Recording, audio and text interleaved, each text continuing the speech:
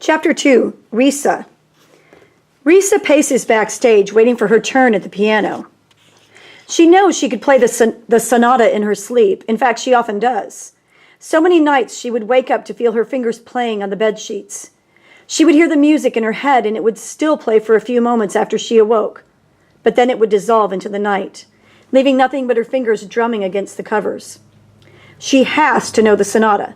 It has to come to her as easily as breathing. It's not a competition, Mr. Durkin always tells her. There are no winners or losers at a recital. Well, Risa knows better. Risa Ward, the stage manager calls. You're up. She rolls her shoulders, adjusts the barrette in her long brown hair, and then she takes the stage. The applause from the audience is polite, nothing more.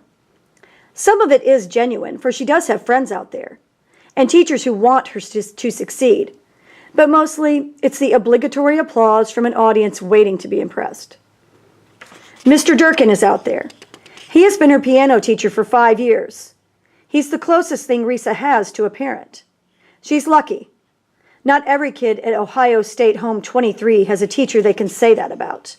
Most stay-ho kids hate their teachers because they see them as jailers. Ignoring the stiff formality of a recital dress, she sits at the piano. It's a concert Steinway as ebony as the night and just as long. Focus. She keeps her eyes on the piano, forcing the audience to recede into the darkness. The audience doesn't matter. All that matters is the piano and the glorious sound she's about to charm out of it. She holds her fingers above the keys for a moment, then begins with perfect passion. Soon her fingers dance across the keys, making the flawless seem facile. She makes the instrument sing, and then her left ring finger stumbles onto a B flat, slipping awkwardly onto B natural. A mistake. It happens so quickly it could go unnoticed, but not by Risa. She holds the wrong note in her mind, and even as she continues playing, that note reverberates within her, growing to a crescendo, stealing her focus until she slips again into a second wrong note, and then 2 minutes later, blows an entire chord. Tears begin to fill her eyes, and she can't see clearly. You don't need to see, she tells herself. You just need to feel the music. She can still pull out of this nosedive, can't she? Her mistakes, which sound so awful to her, are barely noticeable. Relax, Mr. Durkin would tell her. No one's judging you. Perhaps he truly believes that, but then he can afford to believe it. He's not 15, and he's never been a ward of the state. 5 mistakes. Every one of them is small, subtle, but they are mistakes nonetheless. It would have been fine if any of the other kids' performances were less than stellars, but the others shined. Still, Mr. Durkin is all smiles when he greets Risa at the reception. You were marvelous, he says. I'm proud of you. I stunk up the stage. Nonsense. You chose one of Chopin's most difficult pieces. Professionals can't get through it without an error or two. You did it justice. I need more than justice. Mr. Durkin sighs, but he doesn't deny it. You're coming along nicely. I look forward to the day I see those hands playing in Carnegie Hall. His smile is warm and genuine, as are the congratulations from the other girls in her dorm.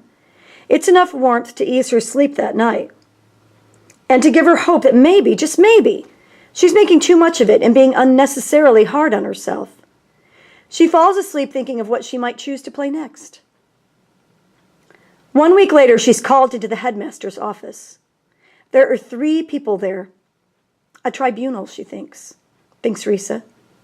3 adults sitting in judgment, like the 3 monkeys. Hear no evil, see no evil, speak no evil. Please sit down, Risa, says the headmaster. She tries to sit gracefully, but her knees, now unsteady, won't allow it. She slaps awkwardly down onto a chair far too plush for an inquisition. Risa doesn't know the other 2 people sitting beside the headmaster, but they both look very official. Their demeanor is relaxed, as if this is business as usual for them. The woman to the headmaster's left identifies herself as the social worker assigned to Risa's case. Until that moment, Risa didn't know she had a case. She says her name, Ms. Something or other. The name never even makes it into Risa's memory. She flips through the pages of Risa's 15 years of life as casually as if she were reading a newspaper. Let's see, you've been a ward of the state from birth. It looks like your behavior has been exemplary. Your grades have been respectable, but not excellent. Then the social worker looks up and smiles. I saw your performance the other night. You were very good. Good, thinks Risa, but not excellent. Miss Something or Other leafs through the folder for a few seconds more, but Risa can tell she's not really looking.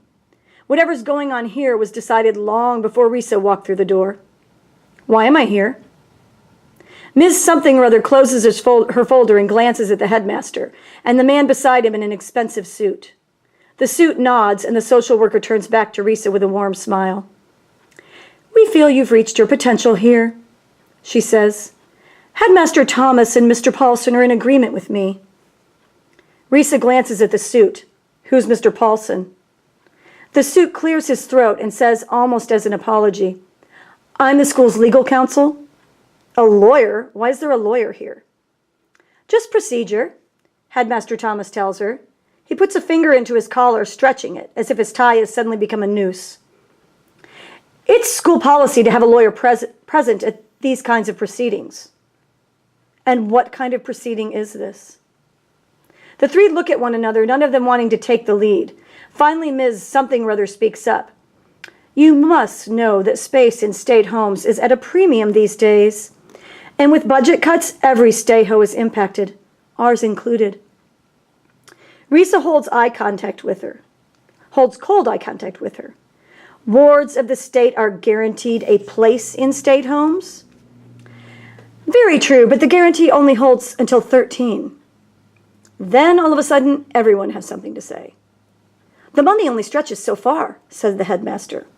Educational standards could be compromised, says the lawyer. We only want what's best for you and all the other children here, says the social worker. And back and forth it goes like a three-way ping-pong match. Risa says nothing, only listens. You're a good musician, but as I said, you've reached your potential. As far as you can go. Perhaps if you'd chosen a less competitive course of study. Well, that's all water under the bridge. Our hands are tied. There are unwanted babies born every day, and not all of them get storked. We're obliged to take the ones that don't. We have to make room for every new ward, which means cutting 5% of our teenage population. You do understand, don't you? Risa can't listen anymore, so she shuts them up by saying what they don't have the courage to say themselves. I'm being unwound. Silence. It's more of an answer than if they had said yes. The social worker reaches over to take Risa's hand, but Risa pulls it back before she can. It's all right to be frightened. Change is always scary. Change? Yells Risa. What do you mean change? Dying is a little bit more than a change. The headmaster's tie turns into a noose again, preventing blood from getting to his face. The lawyer opens his briefcase. Please, Miss Ward, it's not dying, and I'm sure everyone here would be more comfortable if you didn't suggest something so blatantly inflammatory. The fact is, 100% of you will still be alive, just in a divided state. Then he reaches into his briefcase and hands her a colored pamphlet. This is a brochure from Twin Lakes Harvest Camp. It's a fine place, the headmaster says. It's our facility of choice for all our unwinds. In fact, my own nephew was unwound there. Goody for him. Change, repeated the social worker. That's all. The way ice becomes water, the way water becomes clouds. You will live, Risa, only in a different form. But Risa's not hearing anymore. Panic has already started to set in. I don't have to be a musician. I can do something else. Headmaster Thomas sadly shakes his head. Too late for that, I'm afraid. No, it's not. I could work out. I could become a buff. The military always needs more buffs. The lawyer sighs in exasperation and looks at his watch. The social worker leans forward. Risa, please, she says. It takes a certain body type for a girl to be an army buff and many years of physical training. Don't I have a choice in this? But when she looks behind her, the answer is clear. There are two guards waiting to make sure she has no choice at all. And as they lead her away, she thinks of Mr. Durkin. With a bitter laugh, Risa realizes that he may get his wish after all. Someday he may see her hands playing in Carnegie Hall. Unfortunately, the rest of Risa won't be there.